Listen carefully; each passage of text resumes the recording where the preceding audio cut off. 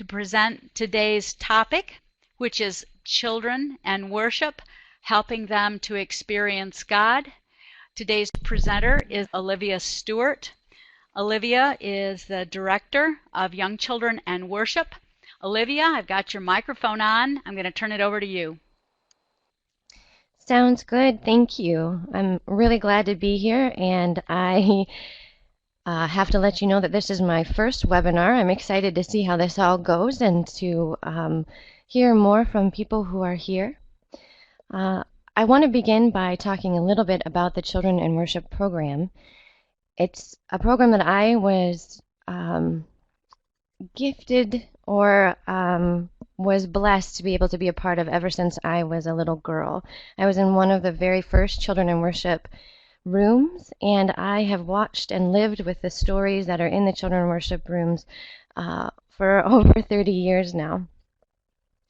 When I was younger, I became a greeter, and then as I went into high school, I began to train with my grandmother, who is the co-author of the book Children in Worship.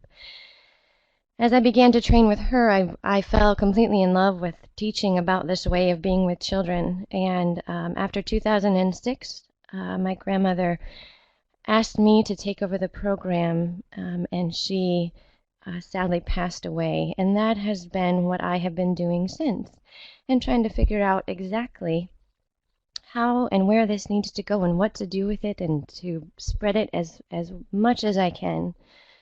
So for those of you that maybe have never heard of Children in Worship, I'm going to give you a little idea of what Children in Worship actually is. I call it a program, but it's not exactly a program. It's more of a guide in a way of being with children. But so to see how Children in Worship actually works, let's listen to page 15 in the Young Children in Worship book, and that gives a good picture for us. Tucked among the snow-capped mountains of Colorado is a little church where 12 young children and their worship leader meet each Sunday. They have turned a small room into a special place to be with God. Along each wall are low bookshelves. On those bookshelves are intriguing gold parable boxes and smooth wooden biblical figures waiting to come to life in the hands of young storytellers. There are crayons and markers, paints and paper, scissors and paste, all neatly arranged, each in its own place. This Sunday, as every Sunday, the children and their worship leader are sitting on a circle on the floor in front of the shelves. They are beginning to shift from ordinary time and place to the special time and place of worship, a time and a place where they sense the presence of God. This is a very special place, the worship leader says. This is a special place to talk to God and to listen to God and to hear the stories of God, and we need a way to get ready to be in such a special place. You can get ready all by yourself. And they sing a few songs and end with, "Be still and know." When they are ready, they watch closely as the worship leader walks toward a shelf. Which story will she get, they wonder. Ah, it's a gold box. Carefully placing the box on the floor in front of them, she says, "I wonder if this is a parable." It might be. Parables are very precious like gold, and this box is gold. She runs her hands gently over the box. This looks like a present, and parables are like presents. You cannot take them or buy them. They're a gift that's already been given to you. But there is another reason why this might be a parable. It has a lid. And sometimes parables seem to have lids on them. But once you lift the lid of a parable, you find something very precious inside. So let's lift the lid and see if this will make a parable today. The leader places the gold box to her side, and she opens it and begins to unfold materials that create the story of the Good Shepherd.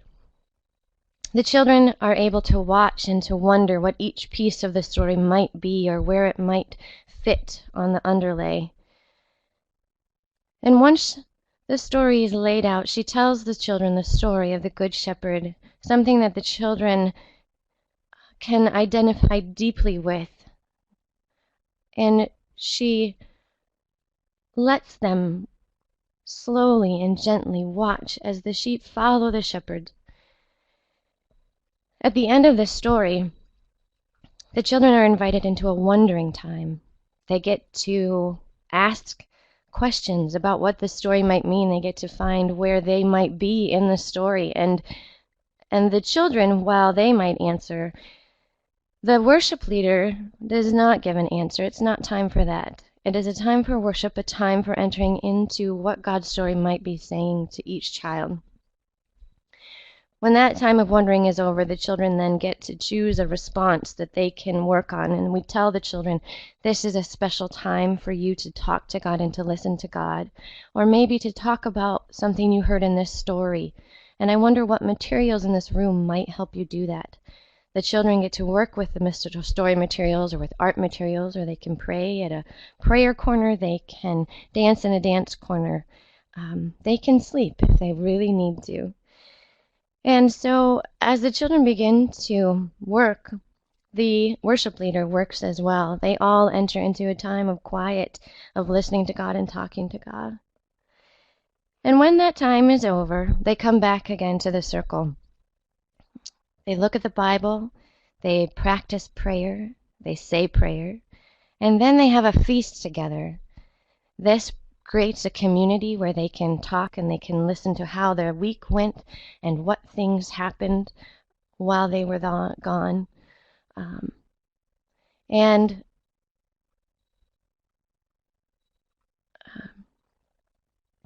It is a time of learning what it means to come around God's table.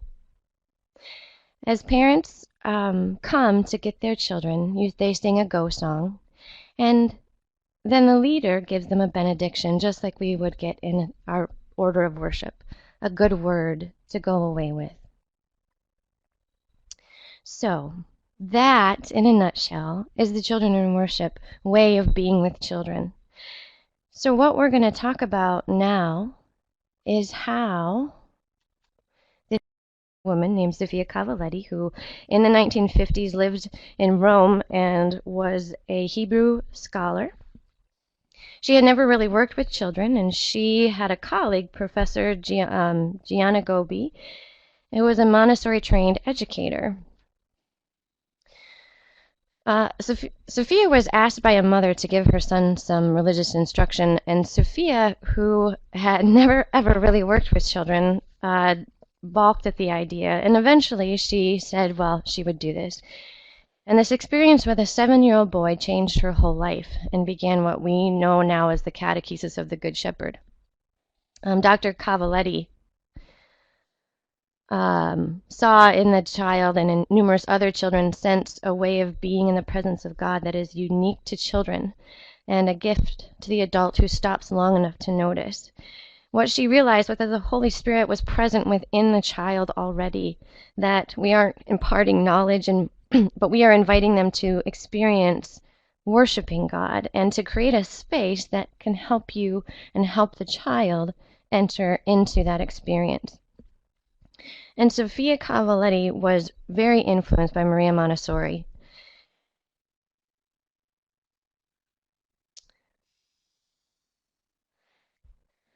She was the first woman physician, she was a Christian, and she believed in multi-age classrooms.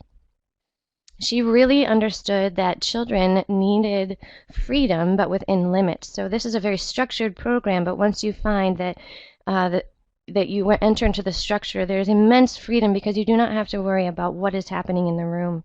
And so then the children can enter into the story and enter into the wondering. Another thing that Maria Montessori really understood was that a carefully prepared environment was needed for children. And so if you give a child a broom that's adult size, they're going to have a much harder time sweeping the floor than if you create something that is their size. And once you do give them something that they are able to handle, they are very autonomous in their ability to learn it and to own this skill. And so Sophia Cavalletti really took this on in terms of creating a worship space for children. She began to then create materials with the children in the room that the children could use and manipulate and work with to tell the Christian stories and to point to the Christian stories and to enter into a time of worship. And this was very sensory and hands-on, which was very friendly to the children. So this all started way back in Italy. And a man named Jerome Berryman, who is the co-author of Children in Worship, he worked very closely with Silvia Cavaletti. And he really began to look at the idea of liturgical language.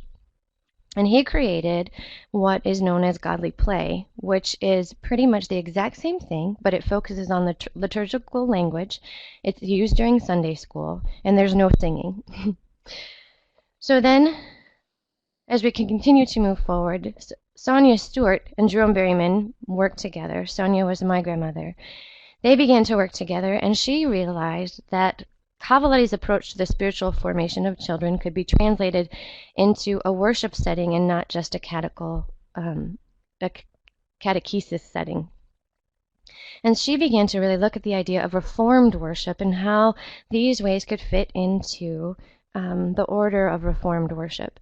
And so Children in Worship was created and born, and it has gone all over. Now, I have taken on the role of working with children in worship, and my role has been to create ecumenical relationships, to teach, and presently it is to create the Institute for Children in Worship, which is being worked on at this time. And the hope from there will be to do trainings and do retreats, do research on children and how this way of being with children is good for their spiritual growth. There's lots and lots of different things that that the Institute will get to do, and I am excited to get to work on that. So before we move forward and talk a little bit about the research that is out there, I'm going to see if Kim has any questions from the audience. Not at this time, but I want to thank the audience for their patience during our technical difficulties. Somebody's docking station came undone unbeknownst to our presenter, and so thanks for sticking with us. And we're going to just proceed on with the presentation. And now that we've laid the groundwork, Olivia, I'll let you take it from here. Sounds good. Thank you.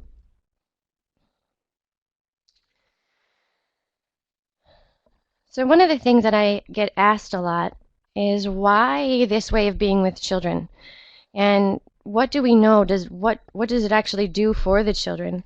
And luckily, we are in a time where research has begun on children's spiritual formation. It's still very new, and we're still learning quite a bit. But really, it's only been over the last 30 years that they have focused on children's spiritual development. And usually when they did, it was pre-described questions such as, have you ever sensed God or an unusual presence? But rarely was a spiritual experience the focus of attention in studies. And so what people are moving from is a cognitive understanding, a cognitive developmental view of children's spiritual development, and they're moving into an experiential development and experiential focus of what children are having.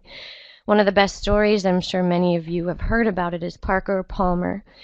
And he talks in one of his books about a little boy who has a little sister who was just born, and he asks to go into the room by himself. And the parents are a little nervous, but they let him go in, and he goes up to the crib and he whispers to the child, "Can you please tell me about God? I'm beginning to forget." And what we realize in that story and in many others is that the child has an experience of God, and we need to create a space for that child to work on that experience and that relationship. So some of the research that's come out, most specifically by Daniel Ratcliffe, is showing us that that the shift of perspective, the spirit of the child, and the transforming spirit of God deserve the attention of theorists and researchers. And so we look at then another book, Nurturing Children's Spirituality. And Rebecca Nye actually takes on the task of defining spirituality. And she says that perceptual experiences as a state of heightened attentiveness and awareness related to profound wonder are what children's spirituality is consistent of. So let me say that again. So Rebecca Nye describes children's perceptual experiences as a state of heightened attentiveness and awareness related to profound wonder. So here we see that wonder is a huge part of what is happening in the children in worship room. They have a sense of awe, and so often now we have lost the sense of awe in a lot of our congregations. Children automatically just sense the awe and the wonder that the adults around them have for God, not just the ideas or thoughts that they have about God or the morals that they have. And so what research again is continuing to show is that we actually have to separate some of our teaching language from spiritual experiences in order to understand an important distinction, and that is between con-natural knowing and speculative knowing. Con-natural knowing is an encounter with what is to be known, and initially infants learn language and sounds in this manner. Speculative knowledge is detached and rational, theoretical and propositional, the more traditional schooling approach. And to illustrate this distinction, Christopher Wren's did a study on attitudes toward confirmation among Catholic youth, which involved traditional religious education focused on speculative knowing.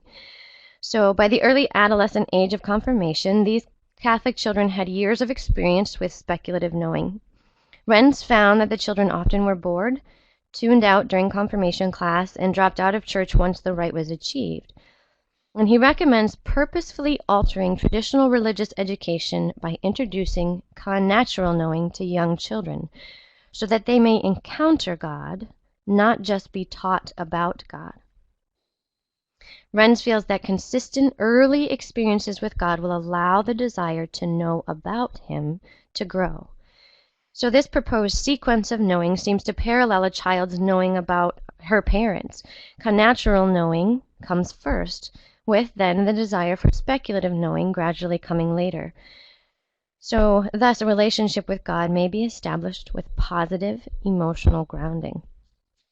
So research is what they're finding, again, is what we're talking about right here, and that is just the experience of God, being in a place where the experience allows and teaches and informs the child, who then, out of natural curiosity, will begin to ask more of the theological questions.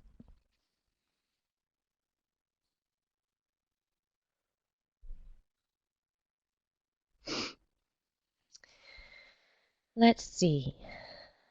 As we continue to move on with our research, at the look at research, I want to comment that Walter Wangerin said that a story gets told over and over, that as it does, it draws children into the cosmos of the story, and if the story's cosmos accords with the child's experience of life to some extent, then when the child leaves the story, it becomes a framework by which the child interprets the rest of the world.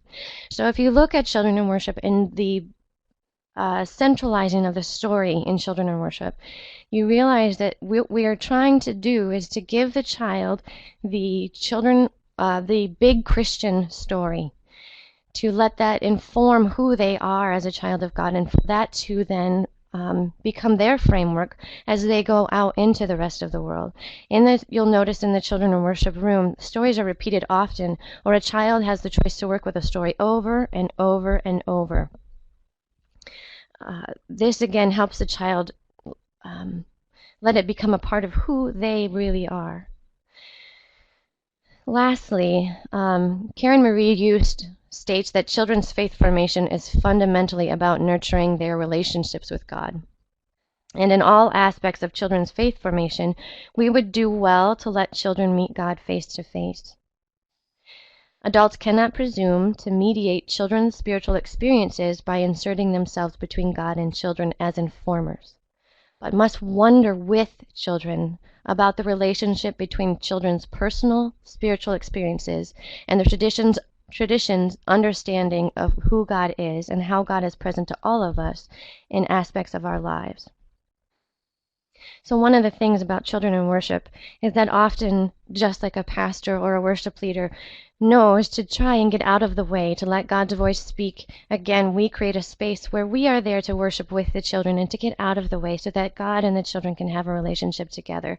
And this is done, again, through the storytelling, through the wondering, through the response, through praying together, through feasting together, and then a benediction. So I want to talk a little bit now for those who are a little bit more familiar with the program. I want to help you reframe children in worship for the church. This program has been around now for 30 years, and we've seen a resurgence in its growth, realizing that, especially as research is being done, that this way of being with children is very, very positive in their faith formation. And so to help understand kind of where today's children are and some of the best practices, we're going to look at the best practices and how children in worship fits in with that. We're going to look at the 6 best practices by John Roberto. For those of you who do not know, John Roberto runs Vibrant Faith Ministries and is a prolific writer and has done incredible work helping congregations identify best practices that they can practically do in their congregations. So the best practice 1, effective faith formation with children respects the ways children learn today by offering learning activities that are experiential, image-rich, multisensory, interactive, engaging, and varied in learning style. Now you can see how this will fit into a lot of different aspects of the church. I mean, this can fit into adult worship, it can fit into Sunday school, it can fit into afternoon programming, but it also fits with children in worship. Children in worship is experiential, it is image-rich, it's multisensory and interactive, and it involves all the different learning styles. So best practice 2. Effective faith formation with children provides opportunities for children to experience and imagine how their personal story is intertwined with the Bible and Christian tradition. So as Roberto and many others have been finding, that we have to know the bigger story and we have to know how our story fits in with the bigger story. And children in worship and godly play and catechesis of the Good Shepherd have provided a way to do that and given children the language with which they are able to do that. But not only just language, but visuals as they see the stories being told and tactile as they can touch them and they can interact with them. And so it's a place where they can then put themselves into the story, have a character, and put themselves in there and figure out what and how this story might be affecting their lives. So best practice 3 is that faith formation with children provides an environment that allows children to encounter the living God directly. So the space that we live in with children is extremely important, and how we set it up is important. So often you'll find the bright colors or a messy room, and instead if you create a space that, just like our worship, our sanctuaries, that is taken care of, that is made with beautiful things, that you has a sense of the holy, you create that same space for the children. You let them know that the things in the room are there for them to use and to be taken care of, and that they are special, and that the room, the environment that is created, allows the children to rest and know that God is there and to encounter God.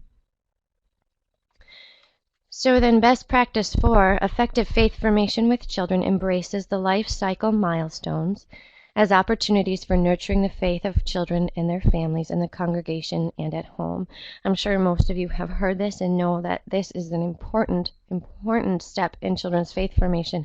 And I will argue, again, it is later in adult faith formation. We have forgotten, pretty much after high school, we have left out these milestones.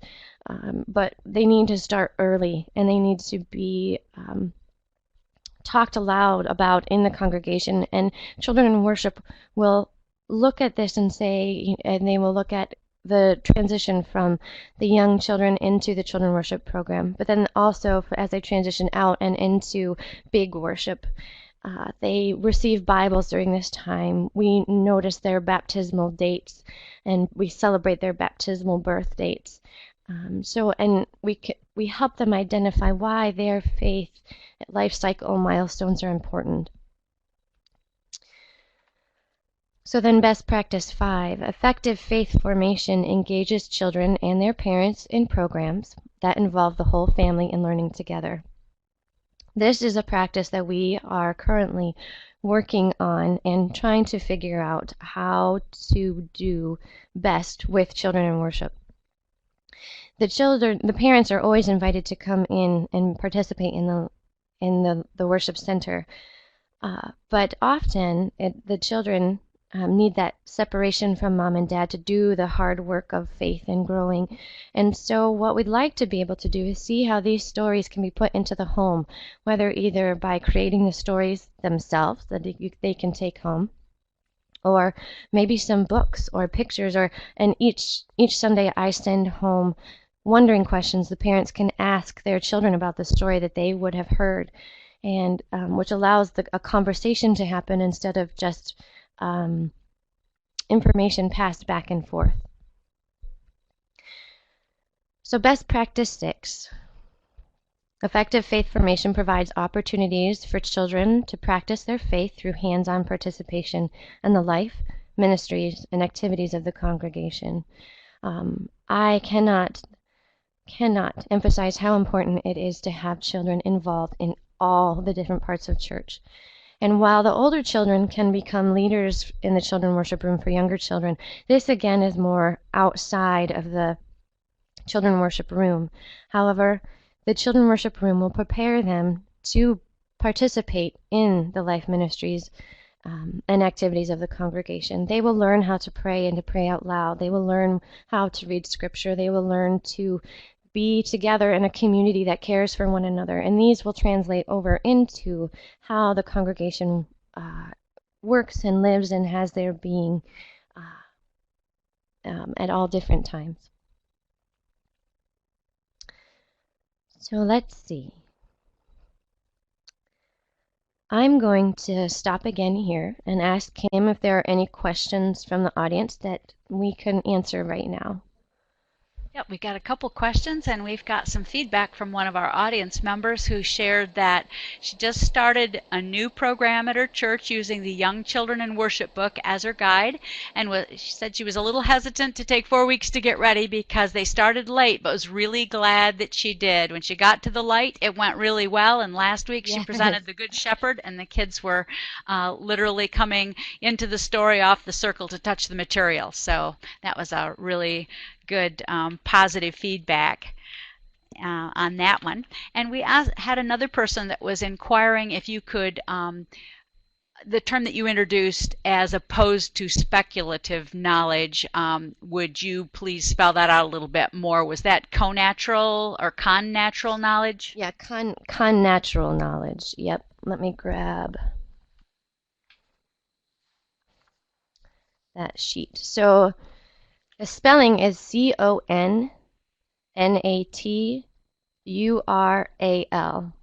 So connatural knowing and speculative knowing.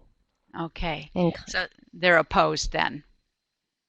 They're not necessarily opposed, but they're two different ways. Okay. Connatural is an encounter, and speculative is more theoretical and propositional, more direct learning.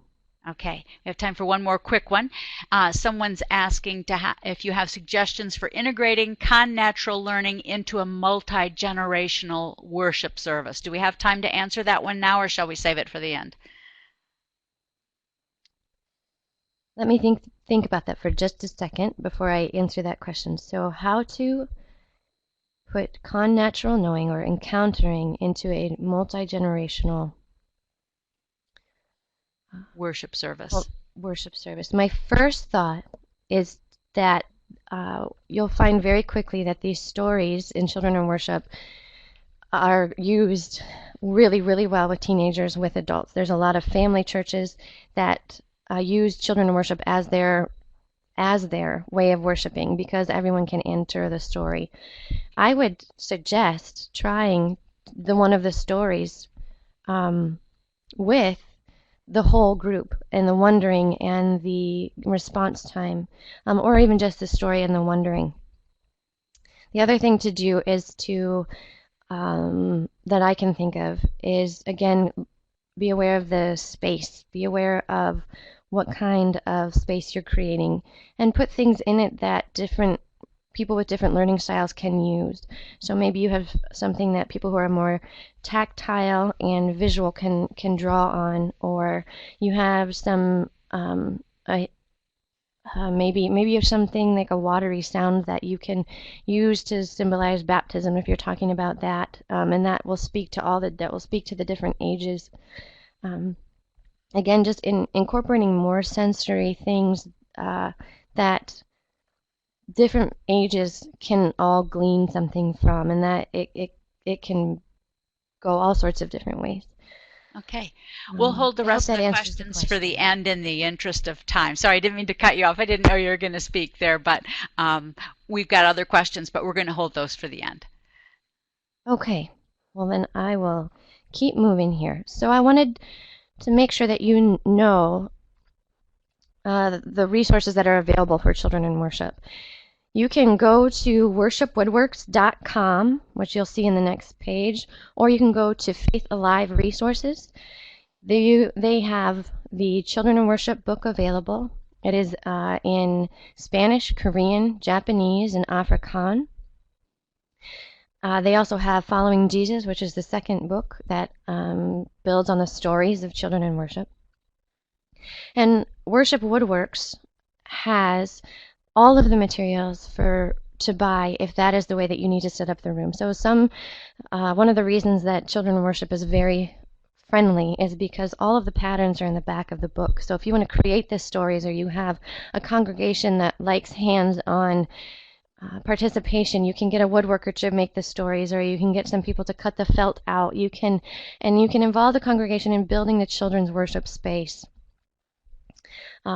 But there's also, as many of us know, those of us who are really, really busy, and so you can go to Worship Woodworks, and they will literally give you the smallest piece you could ask for, or the entire set. And we've been very purposeful in making sure that the figures are multicultural, and that is something that also in your worship rooms to be aware of, is that you have very minimal pictures in a worship center, just like you kind of would in a sanctuary. But when you do, make sure that it is indicative of all of God's people.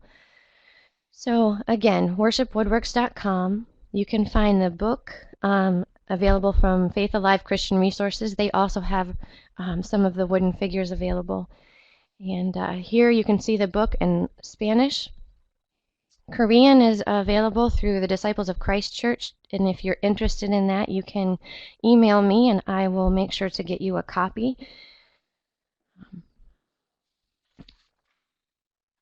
So now that you have an idea that there are resources, and before we talk about where you can get trained, I want to leave you with some examples of what happens when you are in the children worship room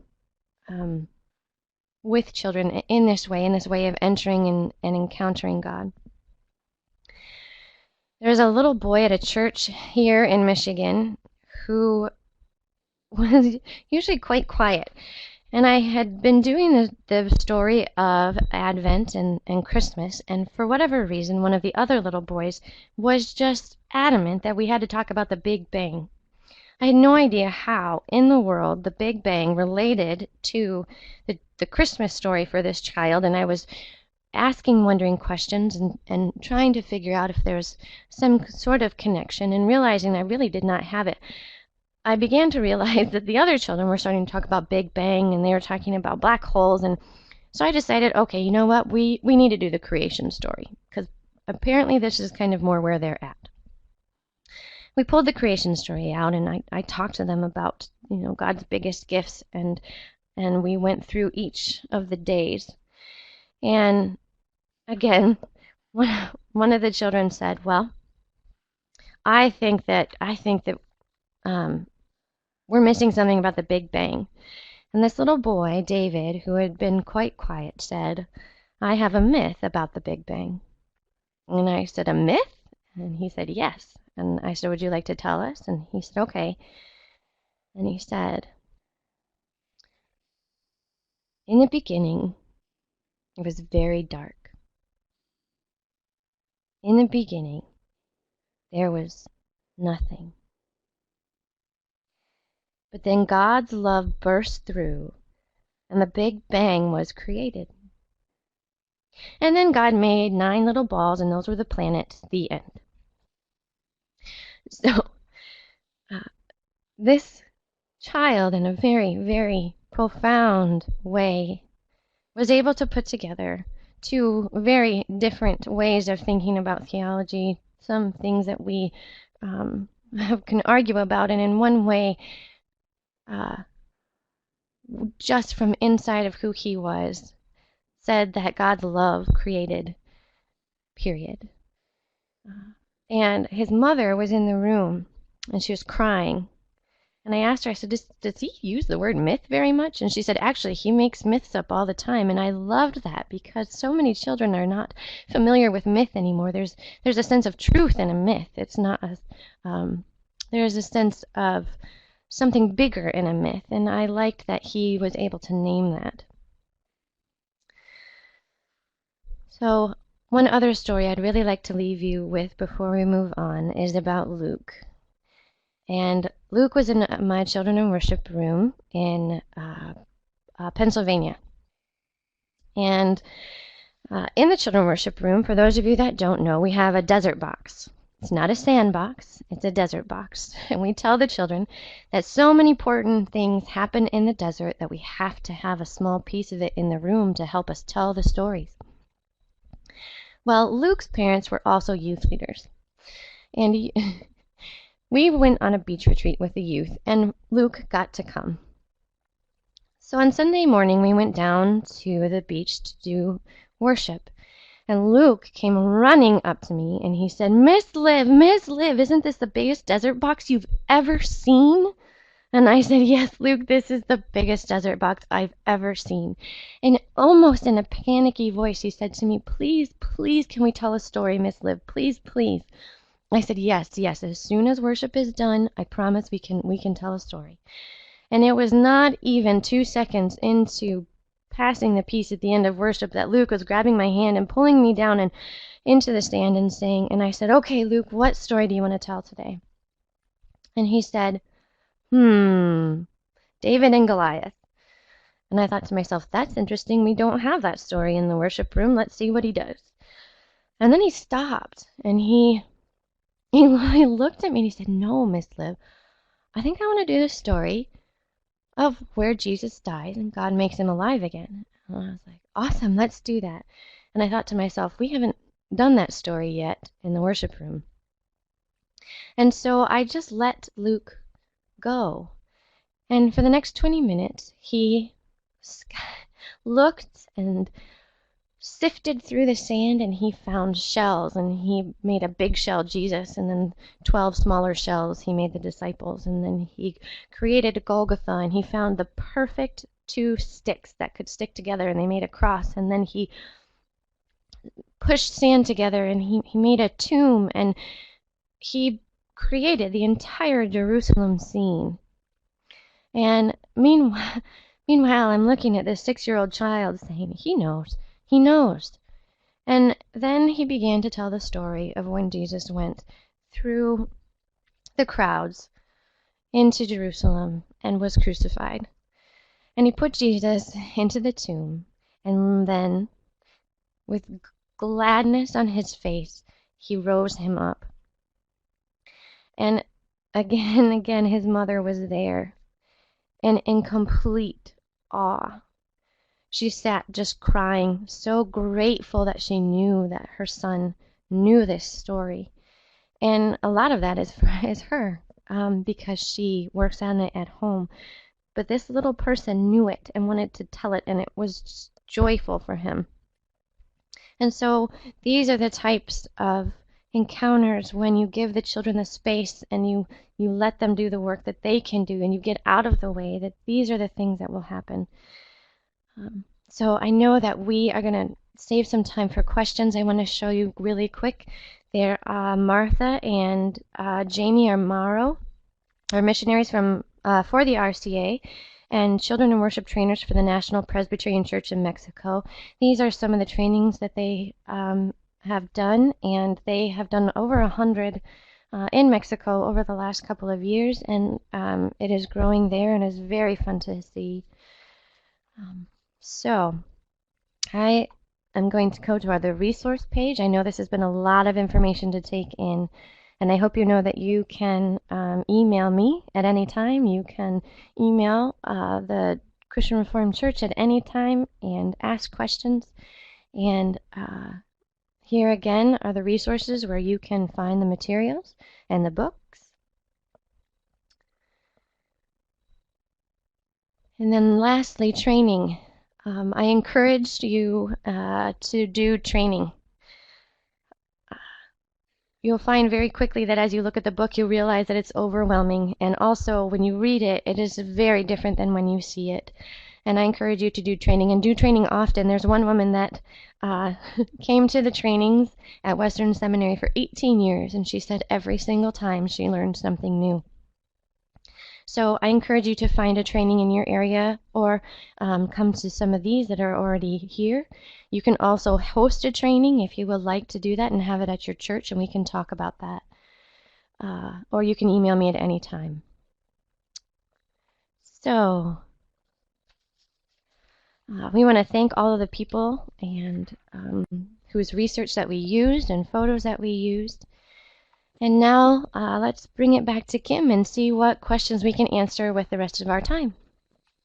We got a couple questions waiting for us, and the first one is, and this is something I wonder myself, to what degree do we correct the theological misunderstandings that appear in children's wanderings? That is a very, very difficult question for adults, because we don't.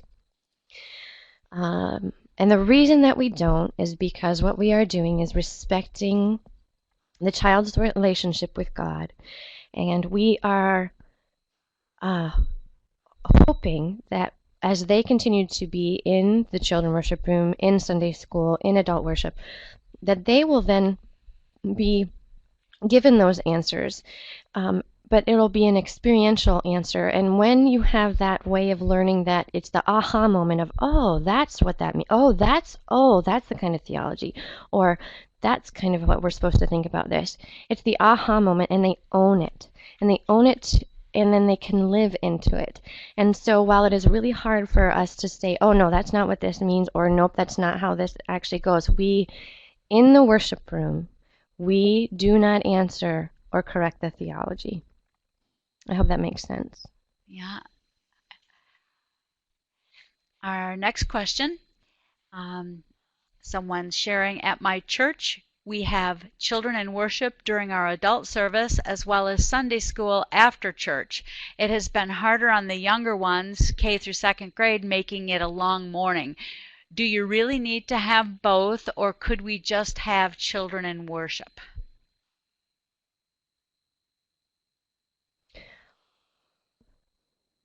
I do children in worship with my kids K through 3, that age that you're talking about, I take them out of the service, and we do children in worship through the Sunday school hour, or most of the Sunday school hour. I give them a break, and we have a transition time, a time where they can let go or get out. The 4th through 6th graders, or the 3rd through 6th graders, depending on what ages you do, they stay in worship, and then they go to their Sunday school hour. So I've actually combined the two, because you do need as much time as you can. You tell the children you have all the time you need, but then often you're hurrying, or you have to cut out the feast, or you don't have enough time to really wonder, or they don't have response. And again, like worship, we need to be in God's presence, and so to give that the time is important. And usually, because children in worship is a calmer and a meditative place in a lot of ways, the younger children can make it through a prolonged period of time. So I do it an hour and a half, and then we get out and we just play games and have some time where they can just let out all their energy and have fun at church. I hope that answers the question. Okay. And we have several questions now waiting. We'll deal with as many as we have time for. Okay. A member of our audience is wondering if does the church lose something important in its worship if the children are worshiping in a separate space? Yes. This is extremely hard for me to say, because I love children in worship, and I see what it does not only for children but youth and adults and a church. But if in my ideal world, it would not exist separate from the big church. So children need to be in worship. That's what I think. But because it is not friendly enough for them to engage, like we've talked about, where they will tune out instead of having the experience, it's the second best thing. So until you can have more of that type of learning and encounter with God with children in the bigger community, I say this is the second best thing to do. Okay. Another of our audience members is asking, what are some practical examples of children being involved in other parts of church beyond the children and worship room? Well, I pretty much try to do it in every aspect that I can. So I will ask children who are readers to read scripture in big worship, to help with the children's sermons. Children who aren't readers yet, I will give them a line that they can memorize, and they can lead worship with that. I also, every couple of Sundays, will keep the children in the worship, big worship, and I will create a space up front for them to come and listen. And they actually lead very much in that way, because the adults are fascinated by their ability to enter into the worship time. I also encourage anyone who is doing mission to find ways to give the children ways to engage it as well. So they can put stuff in bags. They can go with people to drop things off. They can go to the food pantry. They can, whatever your church is doing, the child can be involved in it. They also can, they can be teachers, very much so, if you give them the ability to say, you sit down with them and you say, well, what do you think about this? Or maybe, what do you think about God being with us all the time? What does that mean to you? And you can have them draw something, you can have them write something, and then you can take that to your adult Sunday school classes, and you can say, here's what our children have been learning, here's what you can learn from them. So you can put them into just about any position in the church, especially, and just like you would with anyone else, you practiced with them. You put them in a place where they can succeed. Okay. I like your suggestions, and to follow that up with that is a question about getting back into the children worship room. How is the prayer corner set up? This is different for different churches. I try to tell them to do something that is similar to what is to things that are in the sanctuary. So if you have a type of color wood table that's in the sanctuary, You can put that table in. I put it low with like a little pillow. I put a Christ candle, and I put either some books that have some prayers in them, so that if the children want to read those, they can. And then I also teach them that they can just pray in their head or out loud, and with their arms open or their hands open. And I put it in a corner. There's some people that have kind of put a tent over it to kind of, it's a place where the children can enter into, and they've put comfortable things to sit on. And some person has put and this is something I would like to do, is put a Zen garden where they get to kind of work through, and they have a way to pray while moving, of a kinesthetic prayer. So you can kind of do as you see would work for your church, but also look and see what kind of gifts your children have, and maybe what would help them to pray. Okay. Wow. It's hard to decide which questions to ask. We have time for one more, and this will be the final question we'll be able to answer. Do you find that your philosophies work equally as well with adults? Yes. Probably, yes.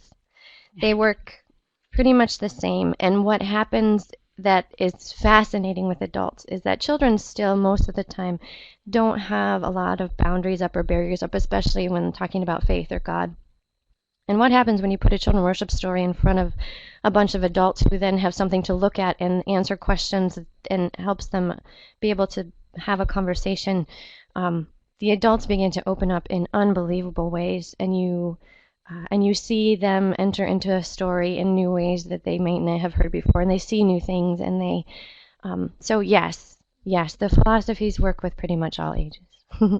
Okay, that's good to know. And it's been, as you said earlier, this has been a lot of information to take in.